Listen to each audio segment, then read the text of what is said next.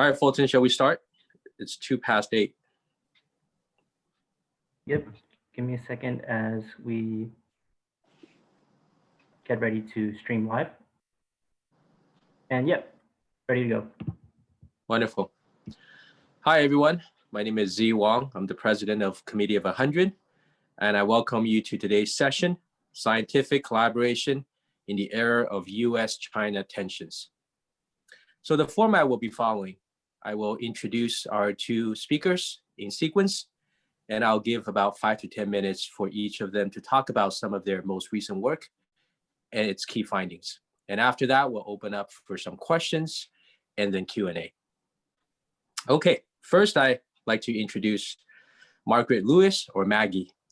Currently in Taiwan, Maggie is a professor of law at Seton Hall Law School and has been a Fulbright Senior Scholar at National Taiwan University, a visiting professor at Academic Sinica, a Public Intellectuals Program Fellow with the National Committee on United States and China Relations, and a member of the Council on Foreign Relations. She has recently written Criminalizing China, an analysis on the DOJ's China initiative. Welcome, Maggie. And please, if you could take 5 to 10 minutes to summarize some of your most recent findings. Thank you. Well, thanks, Z, and thanks to the committee for hosting this webinar. And certainly, as you said, it's a very important and timely topic. I come to this as someone who is a law professor, so I look at it particularly through that lens. And I think it's important, even though I'm writing most recently on the China initiative, which is a product of the Trump administration, that these concerns about espionage, economic espionage, predate the Trump administration. And so when you look back during the Obama years, there was already an increased emphasis on concerns that intellectual property thefts were being linked back to the PRC party state. And that took the form of concerns about actual, they call it sort of thieves and hackers. And so whether it be actually stealing intellectual property and also data and other sort of hacking activities. So you'll look at the FBI in even like mid-Obama or late Obama years, they had threat awareness films that they were putting out, trying to emphasize to academia as well as the private sector concerns about that they might fall victim to these kinds of criminal activities. So then we fast forward to November of 2018, when then Attorney General Sessions stood up and announced that the Department of Justice was starting a formal China initiative. Now, this was notable first because it's unusual, if not unprecedented, for the Department of Justice to name an initiative after a place, let alone a country. And instead of focusing on the type of criminal activity, but rather that there was criminal activity being linked to a certain place. Of course, Sessions was not on the stage long. We soon were in the land of Attorney General Barr, who has been very supportive of the China initiative. And in fact, it has gained momentum. And you've seen also FBI Director Christopher Wray speak a number of times publicly about how important the initiative is, and even earlier this summer saying that there were approximately 2,000 active investigations that were tied back to China. And the idea here being that the initial and sort of centerpiece of the initiative was economic espionage. And this is trade secret theft, intellectual property theft, but when the intended beneficiary is a foreign government or an entity connected to the foreign government. This has been a federal crime since the mid-1990s, but it wasn't used much in the early years, and it has become more prominent. But the China initiative is not just about economic espionage or industrial espionage, as it is sometimes called.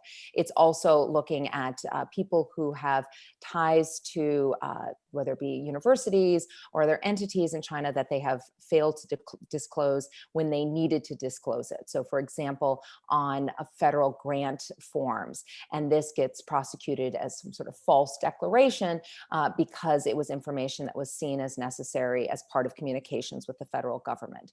We've also seen people charged with wire fraud, sort of obstruction of justice type statutes. So there's no one particular criminal statute, but it has both this intellectual property theft component and then more generally concerns about people who have connections to the PRC party state under like the 1,000 Talents program or other sort of talent recruitment plans that are government sponsored, and they're failing to disclose those to the university and more importantly to the NIH or other federal agencies. Now, when I'm looking at this, what particularly concerns me is that this idea that there is this China threat. And what are we talking about when we talk about China? And the reality is that, yes, there are crimes that connect back to the PRC party state. And I prefer that framing because it's both the formal official government, but also, of course, entities that are falling under the CCP, under the Chinese Communist Party. And for those who study China, know that there's an intertwined power structure that is both government aspects and party aspects. And those are linked in a very intricate way. So there is a threat. The Department of Justice is not making up, and the FBI is not making up, that there are intellectual property thefts and other concerns that tie back. But I think there's an over-inclusive threat that's being depicted here. And so, for example, when China is talked about, it sweeps in people whose DNA connect them back to China, their nationality or former nationality, and if they've changed it, and even people who have other connections. So for example, in some of the press releases that have come out, there'll be language about someone who might be no ethnic connection to China, but it'll say the person speaks fluent Chinese, as if that is a reason that someone should have heightened suspicion. And on top of that, there's a tendency to talk about China in an anthropomorphized way. And by that, I mean that China can steal and China can lie, and that but there is no China with hands that can steal Tappy the robot's arm from the T-Mobile lab or whatever it might be. And I think that rhetoric feeds into this sense of an existential threat that creates a lot of negative feelings surrounding people who take on this sense of having connections to China. And so instead of focusing on what are the assets that we should protect wherever threats might be coming from, we get this real focus on China as the concern. And what that does, and I worry about, is sort of this over securitization of the US-China relationship, that people who are ethnically Chinese or have PRC nationality increasingly are seen then as risky bets that need to be monitored and controlled, instead of focusing on the importance of the scientific collaboration. And so just one example, that with AI, with artificial intelligence, there's been work by Macro Polo and others that is tracking talent and showing how the United States has benefited greatly by attracting talent who works in AI to be in the United States and attracting talent from the PRC. And so I worry that in the over concern sometimes about the threat from China and the PRC party state, that we are squelching a collaboration that is important to the US economy, and now also important to the physical health of people, especially in the COVID-19 era. So I'll stop there as my brief introduction, and then we can talk more about what might we do instead of the current approach later. Thank you. That was a great introduction. Just a point of clarification. You used the term PRC party state. How do you differentiate, say, that from public and private enterprises in China? For example, private companies or public universities or the Chinese people? How do you make that distinction? Yeah, and I think one thing that's been really interesting with the Trump administration is making this differentiation that we're against China, meaning the Chinese government or the Chinese Communist Party, and that language is not always consistent. Sometimes they'll be talking about the Chinese government, sometimes about the CCP. Like you look at Pompeo's recent speech, which was about communist China and the threat to the free world. And I think whenever the communist China language is used, that has particular resonance of a time in US history that I certainly don't want to revisit. But of course, there's a lot of connections between between universities and the party and the government, between companies. But sometimes there's a lack of recognition that there's push and pull. And just because a company is in China physically within the PRC doesn't mean that it's as simple as someone in Zhongnanhai, from the Chinese leadership says jump and they say how high. That you have companies, whether it be Alibaba or Didi or whatnot, that also want to be taken seriously, of course, as multinational companies. So we need to be a little more granular and nuanced in saying that it's not just that because you are registered in the PRC or located in the PRC, you are synonymous with the PRC party state. Thank you, Maggie. All right, next, I'm happy to introduce Jenny Lee, who is currently in South Africa. She is a professor at the Center for the Study of Higher Education at the University of Arizona. She has done research on how policies, geopolitics, and social forces shape inequities in higher education in the United States and abroad. Her most recent works take a look at scientific collaboration between the US and China, especially during COVID-19. So welcome, Jenny, and please take a few minutes to summarize some of your most recent findings. Sure. Thank you so much for the opportunity. So I'll take on a different perspective as a social scientist in the higher education field, and I'm going to just focus my remarks on the geopolitics of science on the COVID-19 pandemic. So for those out there that may not be familiar, I'll just provide a quick backdrop. The US and China, they dominate the global scientific system. They're the two largest producers of scientific knowledge, the two largest research collaborators in the world, and combined, the two countries account for over half of the world's scientific articles over the past decade. And while US publications have remained relatively steady, China's fast rise has been about twice as fast as the world's average. Just a few years ago, China bypassed the US in the top position in science publications. Meanwhile, the US maintains the world's lead in scholarly impact. And now with the onset of the new coronavirus, the international rivalry to hunt for a vaccine has been likened to the US-Soviet Union space race. With the urgent need for an effective vaccine and US-China tensions intensifying, how are scientists working together to address COVID-19?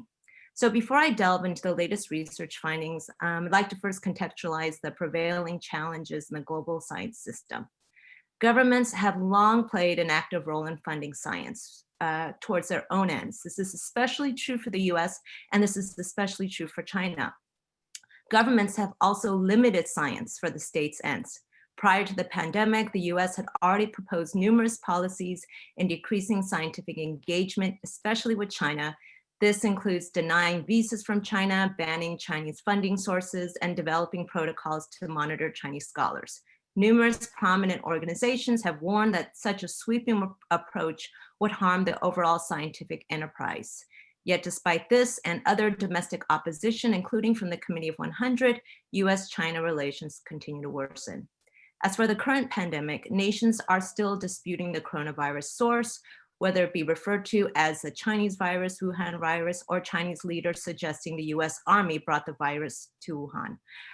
There have also been questions about intellectual theft between countries, malicious cyber activity that Maggie's already discussed.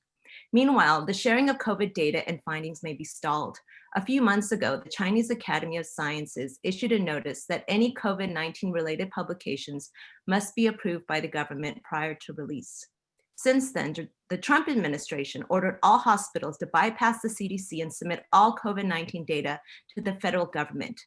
This latter move made headlines, but this is not an isolated incident. An earlier survey of CDC scientists reported political interference, the greatest barrier to science-based decisions being the White House. These include filtering COVID-19 data as well as cutting research grants. For example, a major NIH-funded study on how the coronavirus moves from bats to humans was suddenly defunded without clear evidence of wrongdoing.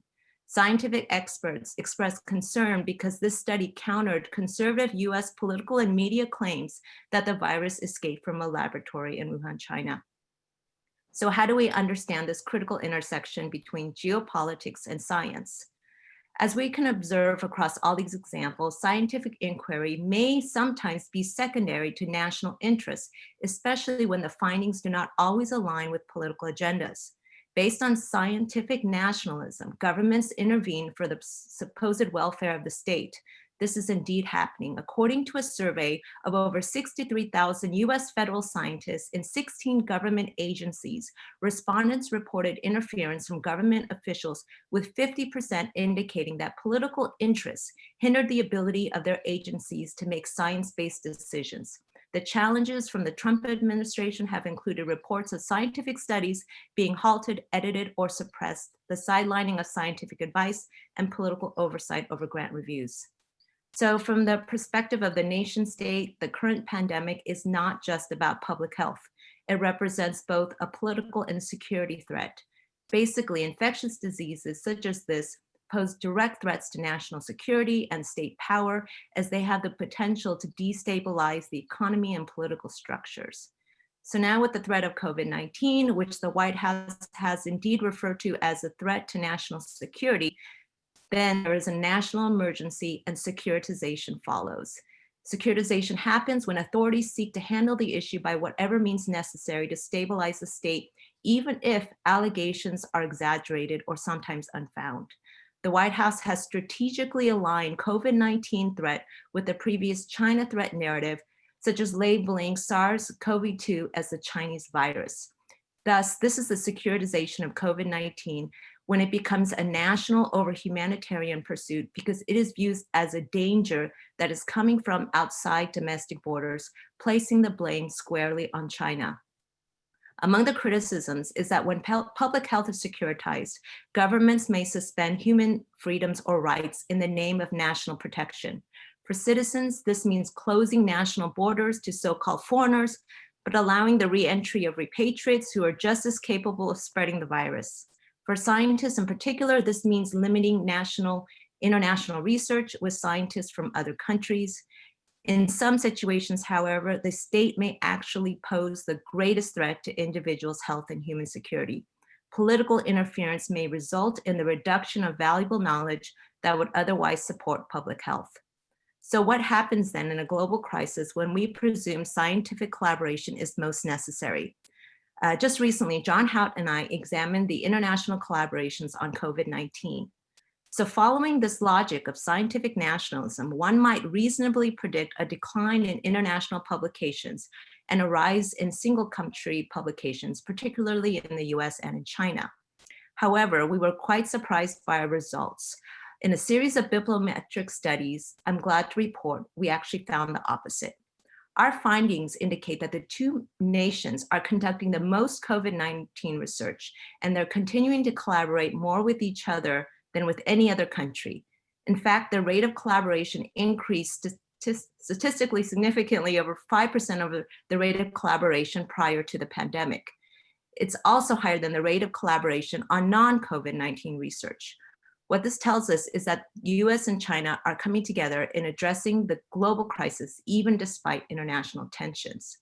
This growth in international collaboration, despite US-China strain, actually predates the pandemic. As we found, US and China co-authorship has actually been steadily rising over the past 5 years. In another study, my findings with John Hout also debunked the so-called China threat. We found that when excluding publications with authors affiliated with a Chinese institution, US publications go down. Put another way, scientific collaboration across borders is a positive sum endeavor, despite political attempts to frame cooperation with China as being negative sum or zero sum. While US governments and legislative proposals depict China and all its nationals as dependent upon or stealing from the US, in our research, we find the opposite. For the time being, China is actually leading in US-China co-authored studies. They are leading in first authorship. They are leading in funding. Nevertheless, scientific nationalism is undeniably real, as evidenced by some of the latest policies, news reports, and political rhetoric described earlier. So how do we make sense of these unexpected and seemingly opposing findings? As we explain in our latest paper, there are two logics that are operating at the same time. Nationalism is the main logic that is espoused at the political level, whereas globalism is the logic of scientists. Politicians seek to promote the nation state and engage in science primarily through the narrow lens of national development and national security. Scientists, on the other hand, might find their allegiance to a scientific community that is less bound by political, ethnic, and cultural borders as intellectual collaboration internationally continues and even grows. For scientists, advancing knowledge and improving the human condition, in this case, overcoming COVID-19, appears to be the greater goal. So in conclusion, in times of global crisis, it is imperative that scientists are able to collaborate and share data. Our research suggests this is happening. Although the role of governments remain absolutely important, scientific collaboration is not determined by national interests or policies alone. International collaboration also occurs by the extent to which scientists respond. Right now, US and Chinese scientists are exercising agency in where and with whom they publish. While we do not know how much more research would have been published if the countries were on friendlier terms, science, it seems for now, does not have to follow political agendas. So thank you, I'll stop right there. Thank you so much, Jenny. Just to follow up, am I correct to understand from what you've researched and found that scientific collaboration before and during COVID is beneficial to America? Absolutely. When we had looked at, prior to COVID, we were looking at if we did not have China collaborating with the US, the rate of US collaborations would have actually gone down. The US needs China more than China needs the US when we look at the rate of scientific publications. We did not examine what would happen without one another for COVID, but we've seen across a 5-year pattern that it was quite persistent. Got it. Thank you. All right, let's jump into some questions. The first is, and the two of you have articulated this supremely well, national security and economic gains from scientific collaboration. Right? These are the two elements we must balance. How is the strategy of the current administration actually working out, in your opinion, in these two key elements? I'll just say that, I agree with Jenny, that I think one step that really needs to be taken is to, there's no perfect way to define it, but to better articulate the line between open science and open research, which we want to have continue, and when are we crossing over into intellectual property, and particularly intellectual property that is a national security concern. Because one thing about economic espionage is it's a lot of IP scholars kind of wrinkle their noses at it, because in general, we think when a company's intellectual property is stolen, it's a matter for the civil courts to be handled through monetary damages. And it's another step to say this should be handled as not only a criminal matter, but a criminal matter that is very serious because it is of a national security importance. And certainly right now, with my lens, again, with the Department of Justice, it's really the national security people who are driving the bus. And we need to have a better communication with the scientific community to try to figure out what are the assets that we want to protect wherever that threat might come from, as well as the academic community to try to figure out a better path to preserve academic freedom and open collaboration, while still recognizing that there are, unfortunately, people and entities that want to exploit that freedom. Now, before COVID, there was outreach going on. There was an FBI summit, academic summit last year. You have the Office of Science and Technology advisor in the White House that was working to try to have more bridges with academia and the scientific community. But those were really nascent ties.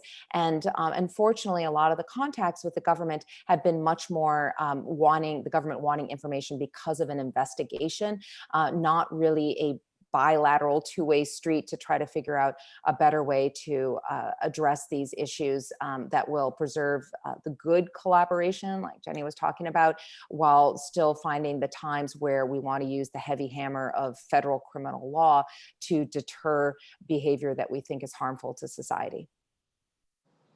Thank you. Let me press on this just a little bit. We talk about science and technology.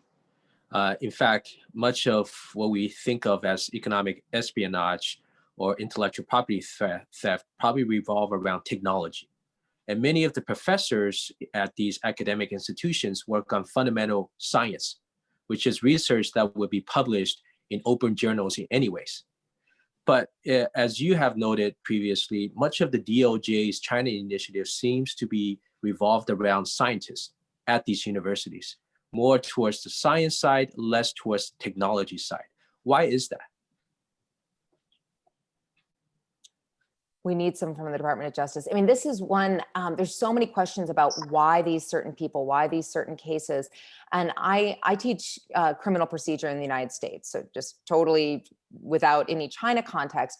And the reality is that prosecutors in the US system have a tremendous amount of power and discretion, and investigators too. So for example, when FBI Director Wray says there are approximately 2,000 investigations, that tells me that the US government is putting a lot of resources behind the China initiative.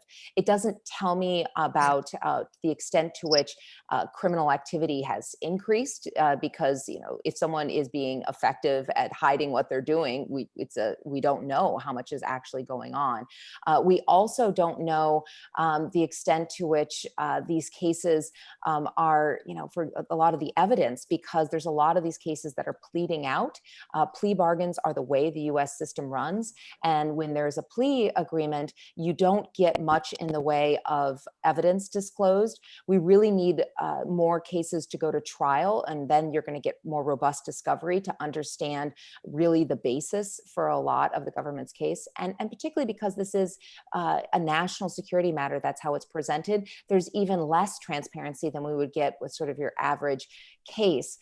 So I think all this means that there's so much we don't know. Why is DOJ going, putting more resources towards technology or science technology? What is the priorities? And we should keep asking these questions and try to get more data, but it's going to be limited. And part of that's just the nature of prosecutors' work. Great. Well, as Jenny, you have mentioned, scientific collaboration done right, perhaps alluding to what Maggie has said, is actually in the interests of America. Now, how do we protect the civil liberties of Chinese American scientists? Because many of the cases that Maggie has mentioned actually, some may argue, preponderantly involve Chinese American scientists. How do we protect the civil liberties of these Americans of Chinese descent, kind of caught in the middle?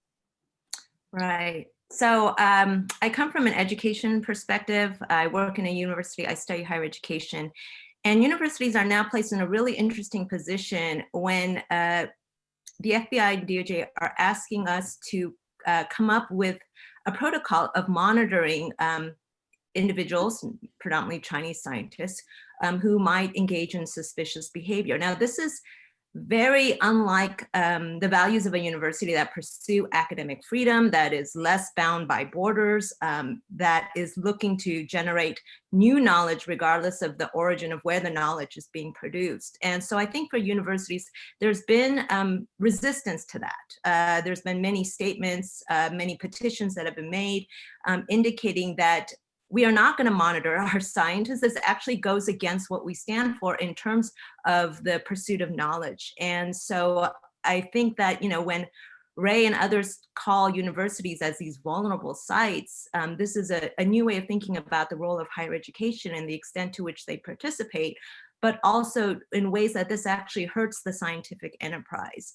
And so there have been organizations, the Union of Concerned Scientists, AAUP, that's very interested in issues of academic freedom and in ways that the state may be imposing some additional requirements upon them to be monitoring them in ways that they haven't before. So these are really important questions, and certainly areas that I think are still being debated. Got it. And Maggie, you talked about these cases going to trial, right? So that we can find out more. Now, as you know, Committee of 100 has been active in this area, supporting Dr. Wen-Ho Lee dating back to more than 2 decades ago. And like Dr. Wen-Ho Lee, many of the individuals we've spoken to have had a sense that their lives have been ruined because of these allegations. Take Dr. Lee's case. Even though he was later exonerated, he never worked again. And many of the individuals that we have spoken to, for example, Shirley Chang, even though she was exonerated, she's still fighting to get her job back, right? In fact, many people's lives, as they would say, seem to be ruined from these allegations. What can we do beyond going to court and using the judicial system to perhaps provide more clarity? What can we do to ensure the civil liberties of these Chinese American scientists? Yeah, and I'd make a couple points. First, there with Wenho Lee, I'm right now in Taipei, and of course, Wenho Lee was Taiwanese, and he was Taiwanese. He was ethnically Han Chinese, but his family had been in Taiwan when it was under Japanese rule. So I mean, absolutely no, personally no contact to the PRC. You know, he was a scientist who had contact with sensitive information. So because of that, regardless of his ethnicity or nationality or ethnic heritage, he should have been subject to tight protocols. But I think one of the important things is that we need to be thinking about what protocols should be in place for grants, for scientific research, and make sure that those are applied in a manner that is neutral with respect to people's ethnicity, race, national heritage, because you don't know who could be compromised in some ways. And I worry when these blinders get put on that certain people, because of physical characteristics or whatnot, are viewed as an enhanced threat. Two, I think that I need to, as much as, you know, in some ways, I think we get more information when cases go to trial, the risk is much greater for the defendants, because if there is a plea bargain, that's usually because they have pled down to lesser charges. So for example, you might just see that the one false representation as opposed to a more severe penalty. So by going to trial, you know, the way it's described a lot of times is a trial penalty, that you're putting yourself at risk, that if you are convicted, that you will be facing a much higher sentence. So there is a cost to taking to trial. And just last, that I'd say that's really important to have allyship, that this is not an issue that should be on the shoulders of Chinese Americans alone. And Director Ray and others have talked about values and American values. And I think diversity, equity, inclusion are values that are key right now. And that requires that it's not just about you know, Asian American advocacy organizations, but organizations, whether it be the Brennan Center, ACLU, which have gotten involved, to think about how important it is that this is really about all Americans and what we should care about, regardless if we don't have a personal stake, that we're concerned that we might individually be under the microscope. Got it. And let's expand that point a little bit. I'd love to hear from both of you. You know, who are the key stakeholders in this discussion, and who should be involved? And for Chinese Americans in particular, obviously this affects our community overwhelmingly. How do we get involved in a more proactive way? Well, I think that there's many other accounts and varied forms of discrimination that may not be criminal. And I think that's also important to acknowledge microaggressions, assaults on community members, not even in the Chinese community, but someone who looks like they're a member of the Chinese community. And I think it's important to be vigilant. There are the extreme cases that make the press, but there's so many more that go unrecognized. Having looked at issues of discrimination for the past 15 years, you wouldn't believe how much actually goes underreported, especially among internationals. There's a fear that they will be deported, that there will be consequences to speaking out. Maybe it's easier to have a plea bargain. Maybe it's easier never to report anything. Maybe it's easier to just walk away and go back to one's home country. So I think there is a lot that is unspoken that is not making headlines. And I think as members of the community, it's important that we support one another when there are acts of discrimination and racism, as well as speaking on behalf. I think organizing groups are so important, such as the Committee of 100, and really condemning ways that individuals are being unfairly treated. I think especially in this political climate, it's not good. And I think the more that we speak out against it, the more it comes to public attention. Yeah, and I would add that, you know, I think one in the Justice Manual, which is the guidance that the Department of Justice gives its own prosecutors, one, not only is non-discrimination in there as an important value. So, and I make a point that even if it's hard to make an empirical case necessarily because of the lack of data about saying that in fact Chinese Americans are being targeted at X higher rate than people who are not not Chinese Americans, but engaging in similar behaviors. That's just a difficult case to make empirically, but even if you can't say that with hard data, I think there's no question that the China initiative and the way that it's being carried out goes against the spirit of non-discrimination, and that's important too. And so if you look back again to Obama administration, the Department of Justice had started to do work to have work on implicit bias trainings for its prosecutors. And we know this is hugely important because there's some people, of course, have explicit bias. They'll just flat out say that they are biased against people from certain groups. But the more we learn about how implicit bias affects our decisions, and particularly, prosecutors are very prone to this, that they might not be aware, but their brain is pointing them towards certain people as enhanced concern. And the only way to address that is to have trainings that really make you think about how you're making decisions. The Obama administration had started that in the Department of Justice, and my understanding is it has not continued under the Trump administration.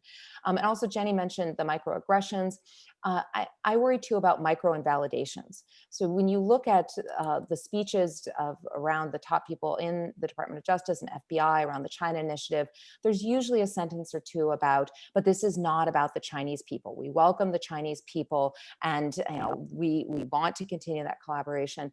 But that's for me a micro-invalidation that invalidates the lived experience, because I'm not Chinese American, but I'm a woman. And so if someone says something sexist and says, but I'm not sexist, that doesn't mean they're not sexist. It just means that they're invalidating how I heard what they said and how it made me feel. So I want to see that the government is doing more work to address diversity, equity, inclusion, and implicit bias, because that does take work, and it really needs to be done to address the root issues here. Got it.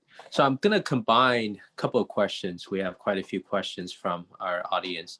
I think these questions are good just as clarifications for the rest. First is, the director of FBI talked about more than 2,000 cases open, but publicly on the website, you can't see that many. Actually, you only see a very, very small number. Why is that? That's number one. And combining that is, it seems like a lot of these cases that are made public have to do with conflict of interest.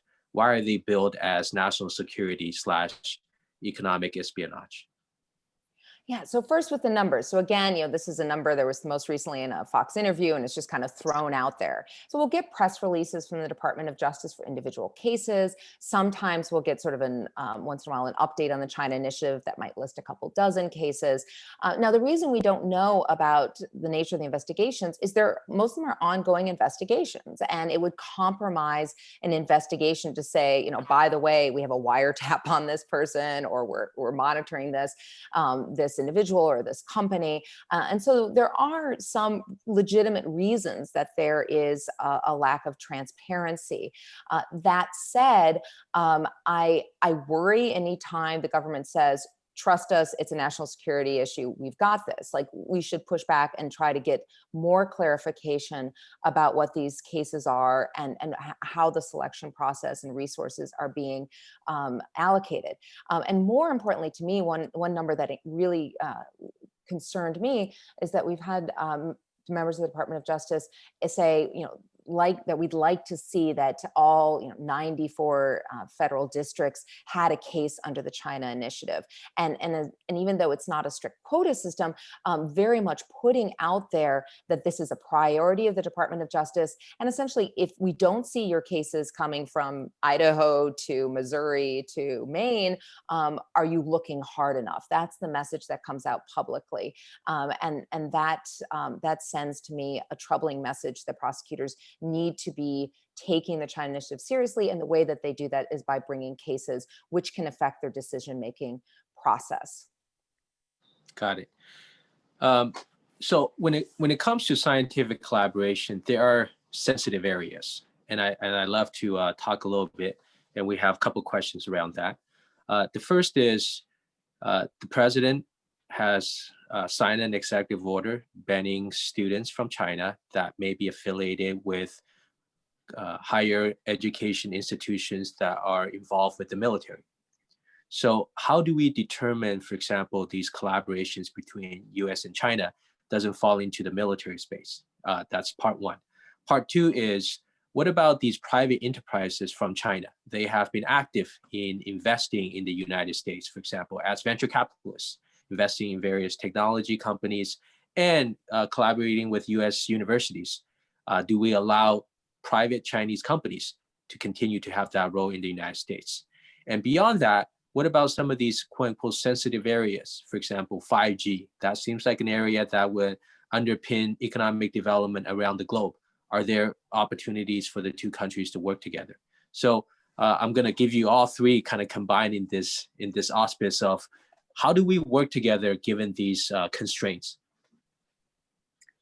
So in regards to student visas, these were a proposal to ban anyone with ties to the Chinese military. There was also a proposal to ban anyone with ties to the CCP. There were also bans to ban all of China. I mean, there have been a series of proposals that have been whittled down to look at these students through the lens of national security, but they still are very sweeping. As far as the protocols go, there are already protocols in place. There's already grants that require various steps in order to proceed into, especially in regards to sensitive research. Some already exists, but they do. And so I think that's important to point out. I think something else that hasn't been said, and I would love Maggie's thoughts on this as well, is that because of the open press of the United States, we know a lot about what is happening in the United States and China's role in the United States. We know much less about the US role in China. And I think this conversation can easily become still about the criminalization of China without looking at the criminalization of the US that we, I think, know far less about. It's not as widely reported. And I think that's also something to consider in this conversation. But I'll turn it over to Maggie. Yeah, so it's a lot of questions in there. So first on students, yes, as I agree with Jenny that a lot of the proposals have been written in very sweeping language, and you'll have Senator Cotton saying, we should not allow Chinese students to do any STEM work in the United States, or that's just that doesn't make sense to me. That's hurting ourselves, and there will be times that there's certain, whether it be parts of universities or entities in the PRC that are security risks. And we have ways that, for example, with information going from US to China, there's export controls. So you might have something that's on the entity list, which would cut off ties. Those are often also quite broad. And so you have, for example, Renmin University, a prominent university in Beijing that was on the unverified list, which means that it was of heightened concern. And that applies to the whole university. So I've done work in the past on wrongful convictions in China and criminal procedure, and worked with professors at Renmin. Those professors at the law school would also be part of this unverified list basket. So a lot of this is done not with a high degree of precision. And so I realize you can't be completely surgical in picking out what aspects of a university that are of concern. But I think one thing to think about is, can we be better at focusing on that? With investment coming into the US, CFIUS and now FIRMA, and I think that these various mechanisms to review inbound investment and the national security aspects of that is valid. And I'm a fan of transparency. So where is that money coming from? What are they going to do? Put some sunlight on it and make it so there is a robust debate about what is actually a real legitimate national security concern and what is being painted as a national security concern without really digging in and finding out how much there really is there. And then finally, with the connectivity between China and the US, engagement has unfortunately become a toxic word that somehow if you engage with China, that's been, I feel like, conflated with being complacent or even complicit. Whereas you look back to the days of like Dick Cheney, he engaged with China, but he was a hawk. And so we should not think that talking to people in China means that we agree necessarily with what they're saying. And so most recently, for example, with the executive order on Hong Kong, which was framed in terms of normalization, but I would choose the term mainlandization, that called for the end of Fulbright with Hong Kong and China, which greatly saddened me. And I was a Fulbrighter in Taiwan, which is still going, but I know of no strategy that says you can compete better by knowing less about the entity you are competing with. And so by ending academic exchanges like Fulbright, the US is really only going to hurt itself. Got it. Well, several of our audiences have mentioned the word McCarthyism. And I think the gist of the questions are, what can we learn from that history? And how do we not repeat the mistakes of the past? So, it is, I think it's a valid concern because, as I said, Pompeo's recent speech was titled Communist China, sort of the threat to the free world. And that takes me back to the Frank Capra movies of World War II and Why We Fight, and some language in that, which is strikingly similar. And not just the Pompeo speech, but within the China initiative, there are times that very high up members of the Department of Justice speak in terms of communist China. And yes, it is the CCP, it is the Chinese Communist Party, but and it's an authoritarian state. It is a highly repressive state. I've spent my career criticizing China's human rights record. But is it sort of communist? Is that the best way to term it? When I hear that being said by U.S. officials, it does strike me as trying to build this sort of xenophobic, there is this othering occurring that makes it even more of this existential threat. So are we at McCarthyism? No, thankfully, we haven't reached that level. Is it a valid concern to say, are we inching in that direction? Yes. And what do we do about it?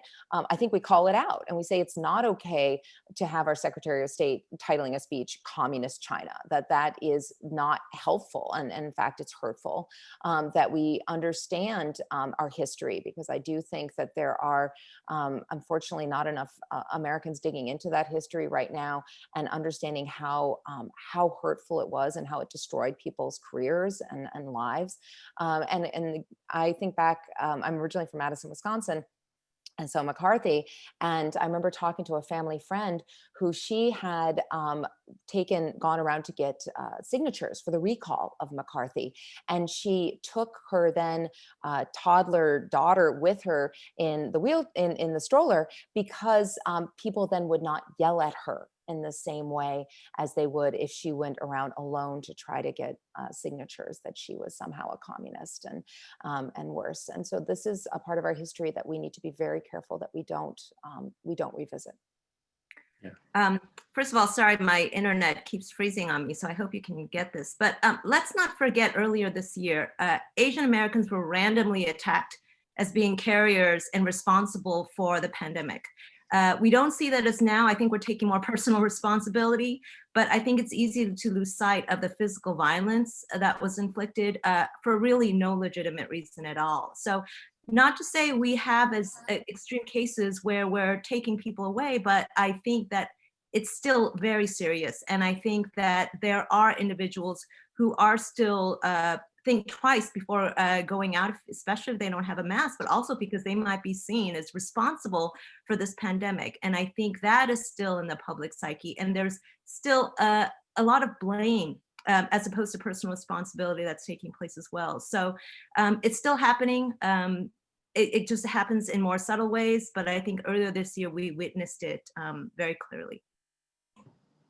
Yes, I know we only have about 10 minutes left. I'm going to try to bring some of our many very exciting discussion points together.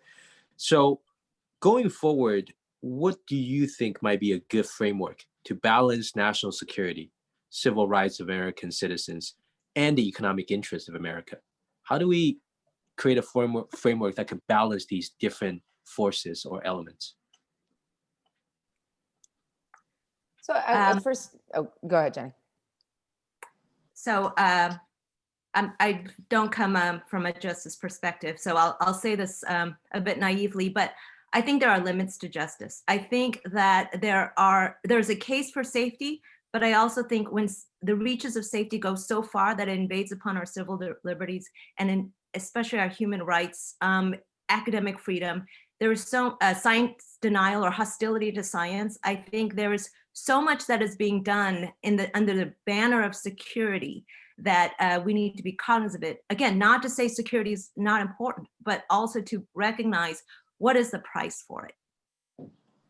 Yeah, and I would just add that I think, as I said, that there have been some outreach efforts by the U.S. government, Department of Justice, FBI, to academia, to the scientific community, but I feel that these have been too shallow. That there needs to be a lot more work to really find a way to chart a path that can both protect national security and uphold academic freedom, and we're not there yet. I think that there needs to be more communication between the government and groups like Committee 100, and that to understand the level of concern that sometimes I feel like the government isn't listening as much as it should. And I also think that from my criminal justice perspective, there should be more work with criminologists, social scientists who do work on deterrence theory and aspects of criminal justice to try to figure out, to what extent is using the criminal law the best way to deter behavior that we don't want to have occur, because there are other ways. There are administrative sanctions. There's ways to, maybe we need to better educate people about reporting requirements, because the sort of having a conflict of interest is not a federal crime. What the federal crime is failing to disclose certain information on forms where it says underneath all of this information is accurate and if not, there's consequences under federal law. And so there's a lot of ways other than using the criminal justice system, which, as you mentioned, destroys people's lives even without a conviction. Thank you. As Jenny had mentioned previously, we've already seen anti-Chinese, anti-Asian sentiments because of COVID. And several questions have alluded to this, which is, Chinese Americans obviously want to see a better Chinese American inclusion in the US, want to see our civil liberty rights protected. And many, I would argue, in the community want to see probably a more productive relationship between US and China. But at this point, what would you suggest Chinese Americans actually do? Because there are, as evidenced in some of these questions, this concern by individuals to feel that if we speak up on this topic, that we might be branded, right, as perhaps not being American, not being loyal, etc. Do you guys believe is the role of Chinese Americans in this debate? Yeah, and I've been thinking too. Again, I'm in Taiwan, and you think back to when the U.S. Switched recognition to the PRC, and Nixon, and sort of Nixon had his bona fides of being so tough and so right and so kind of anti-China that he could then be the one that switched recognition to the PRC. And I worry too that we're kind of at this point with people who do work in the China field, not just because I'm not Chinese American and I don't want to speak for your experience, but as someone in the China field, that you almost have to prove that you're tough on China before you can say anything that sounds at all like you want to engage with China. Otherwise, you're the panda hugger or the panda helper, or some sort of trope as someone who is caught 15, 20 years ago in the you can't nail Jell-O to a wall, Bill Clinton, the internet's going to liberalize China sort of moment. And I think that's unfair. And I think, again, as I said, I think that's, proving that your credentials as tough on China by not talking to China is just counterproductive. So I really, at this point, I really think that we need to try to find ways to make it so people understand that you can engage with someone and be tough in that engagement. The reality is that we're coming up in a presidential election in the US, and it's going to be sort of a race to be who can be more anti-China. If you look, like in April, Pew came out with latest numbers about Americans' attitude towards China, and it was the most negative since they started asking that question in 2005, and more negative amongst Republicans than Democrats. So this is an issue in the election. I think it's only going to be ramping up as we get towards November. And then the hope is that it's more bluster, and that hopefully after November, we can find some way to get to a more rational rational approach to charting a path that's going to be competitive. US-China relations are going to be tough for the foreseeable future, but you can have a rival and not have it be entirely destructive. I see a comment, and I think it's a great response to Z's question about ways that the Asian community, as an Asian American and as a US citizen, I'll speak to those like me, that in ways that we censor ourselves, in ways that we have been marginalized so long that it becomes something that we do naturally because that's how it's always been. I think there's different ways to respond, and I've seen a range. One way, which I don't recommend, is disassociating ourselves from Chinese immigrants, disassociating ourselves saying, well, I'm Chinese American, but I'm not Chinese, I'm a US citizen. That's counterproductive. Racism stems from a white European ideal, and we don't look like that. We will never be that. But I think it is changing what it means to be an American. And I think that's why this organization is so important. I think that's why we have leaders that are Asian American, that are of Chinese descent, are so critical to be these leading voices. But I think the worst that we can do is to disassociate ourselves from our home countries. They do play valuable roles. They do aspire to, many aspire to immigrate. But I think it's also important that we advocate on behalf of others at the same time, because we are in positions of privilege and power as US citizens. And I think that there is much more that we can do when we come together, calling out what's not right, but also speaking up even more. Thank you both. Well, in these difficult times, credible research and data like the ones you've conducted is more important than ever. So perhaps the last question would be, looking forward, what are some of the research topics you're interested in and focused on? And what are some of these unanswered questions that academics in general could help answer? There's a lot of headlines Maggie's gone over that we can look up in the news of ways that individuals are being criminalized. Many of them are not speaking. There are also many that may be experiencing some surveillance or insecurity, but again, we don't know the extent of it. And I think as much as possible to understand the qualitative nature of these scientific collaborations, what are the benefits, what is being exchanged, what is the quality of relationship, and there's a whole area of science diplomacy that I think needs to be further examined and pay greater attention to, as opposed to science as a threat or as an obstacle, in ways that when scientists come together, just like the Fulbright program, in ways that science can actually promote goodwill. And I think that's an important area of investigation, especially in this current time.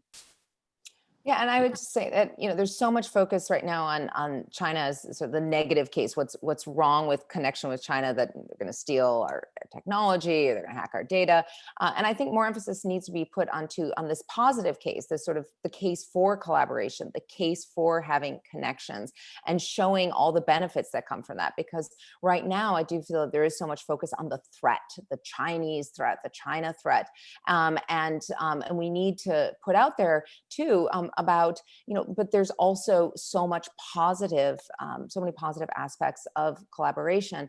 And I just add, you know, so I'm here, my 5 and 7-year-old, our family is in Taiwan, and so seeing, you know, going to another culture, you know, my kids have lived here before. This is their 3rd time. We're having an extended period in Taiwan. That, you know, that more Americans need to spend time in places that aren't the U.S. That's hard right now, or just spend time with people who don't look like them. And that I do worry that this is only so much that the grownups can do. And I think a lot of this is also generational. And so we need to deal with the immediate moment of crisis that we're in. But we also need to look to the future to figure out how are we going to raise our children so that these concerns can be, you know, they're never going to go away, but they can at least be somewhat alleviated in the future. Well, thank you so much, Jenny Lee and Maggie Lewis, for this amazing session. And thank you to our audience who attended this session with Committee of 100. Good morning, good day, and good evening to everyone. Thank you again.